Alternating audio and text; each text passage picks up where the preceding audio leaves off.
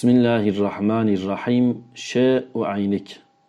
Binavê İsmet kekeke min heye. Ji min heft sal mezintire. Yeke bedew û gelek ji cemala ku Xwedê daye wî hes dike.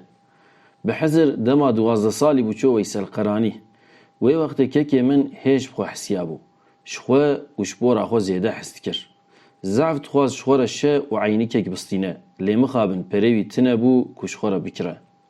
Piştî demekî laqî xalê Mihemed bû. Xalê min nişteciyê wê derê bû. Dema kekê min dît zef kêfxweş bû û jê re got: Xwarzî, ka bibêje ez ji te re çi bikirim? Kekê min got: Ji min re şe û aynîk bistîne. Xalê min got: Ser seran, ser çavan. Kekê min İsmet bi kirîna şe û aynîk zêde kêfxweş bû. Çawa hemû dinya ya wî be. Ji bo bifre tenê perên wî kêm bûn. Dema bû êvar ve geriya gund.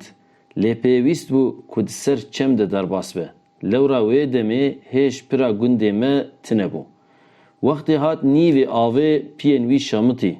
Şe û aynîk bi avê veçû. Çiqas geriya jî nedît. Ji çavê kekê min stir yani stêrk bariyan. Dilê wî şewitî û mixabin ji kêfxweşiya wî qet eser nema. Erê, jiyan û kêfxweşiya dinyayê wisa ye. Ji nişka ve ji dest diçe. Li pey xwe êş û kul dihêle. Mirov çiqas dewlemend be û îmkanên wî hebe jî piştî xweşiyê nexweşî û mirine. Allah Celle Celaluhu Kur'ana pîroz de wisa ferman kiriye.